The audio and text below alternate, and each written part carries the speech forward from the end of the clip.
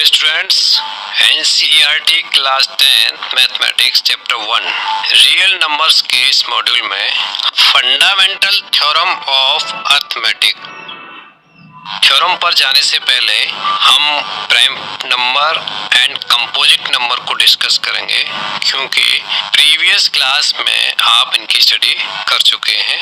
तो आइए सबसे पहले प्राइम नंबर को डिफाइन करते हैं। तो वहां पर आपने पढ़ा था a positive integer p is prime if p is not is equal to 1 and the only positive divisors of p are 1 and p।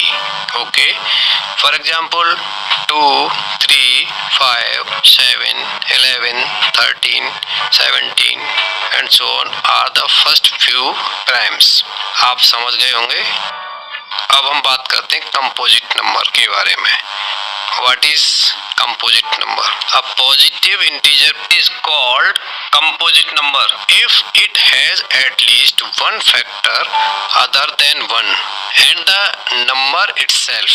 स्वयं, इटसेल्फ मींस स्वयं एंड 1 को छोड़कर सभी पॉजिटिव नंबर्स कंपोजिट नंबर्स कहलाते हैं। For example 4, 6, 8, 9, 10, 12, 14, 15। साथ ही आपने ये भी सीखा होगा कि 1 is neither prime nor composite, 2 is the smallest prime number, 2 is the only even prime number, all other even numbers are composite numbers. Let us consider a composite number 140। तो इस 140 के जो फैक्टर्स होंगे वो होंगे 2 इंटू 2 इंटू 5 इंटू 7, राइट। अब आप देख रहे हैं कि यहाँ पर 2 टाइम्स रिपीट हुआ है, therefore we can write it as 140 is equal to 2 into 2 into 5 into 7 is equal to 2 raised to power 2 into 5 into 7। ठीक है, क्या हम इसे इस प्रकार नहीं लिख सकते? 140 is equal to 5 into 7 into 2 raised to power 2? Definitely लिख सकते हैं। तब आप इसमें देख रहे हैं कि ये क्या है, 5 into 7 into 2 raised to power 2। ये it is the product of primes 2, 5 and 7। इसमें आप देख रहे हैं कि यह केवल 2, 5 एंड 7 जैसे प्राइम नंबर्स का ही प्रोडक्ट है। तो आपने यहाँ पर क्या कंक्लूड किया?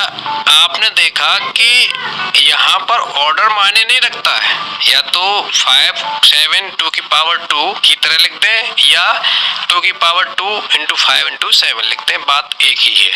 Similarly 234 is equal to 2 into 3 into 3 into 13, और इसको हम इस प्रकार से भी लिख सकते हैं 2 into 3 raised to power 2 into 13। क्यों? क्योंकि इसमें 3 2 टाइम्स रिपीट हो रहा है। ठीक है, तो फिर क्या मिला हमें? हमें मिला 2 into 3 raised to power 2 into 13। ये क्या है? This is the product of primes. 2, 3, 17 तीनों प्राइम नंबर्स हैं। तो in the factorisation powers of primes may और may not occur, right. For example prime factors of 6 are 2 and 3, that is 6 is equal to 2 and 3। तो यहाँ पर आप देख रहे हैं कि पावर नहीं है, पावर्स ऑफ प्राइम्स नहीं है, सिंपली 2 raised to power 1 है एंड 3 raised to power 1 है। तो यहाँ पर हमने क्या कंक्लूड किया?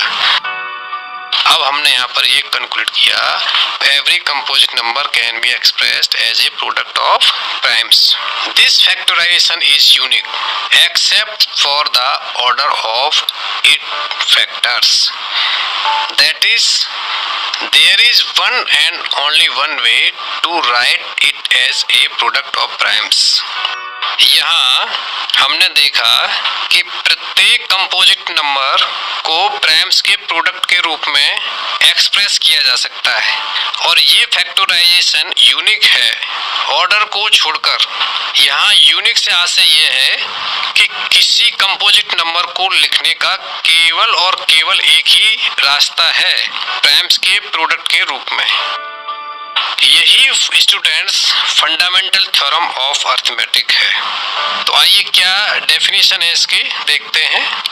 Every composite number can be expressed और factorised as a product of primes and this factorisation is unique apart from the order in which the prime factors occur. माने प्रत्येक कंपोजिट नंबर को प्राइम नंबर्स के एक product के रूप में factorise किया जा सकता है एंड यह फैक्टराइजेशन प्राइम फैक्टर्स के आने वाले ऑर्डर के बिना यूनिक होता है। That is one and only one way ही होता है।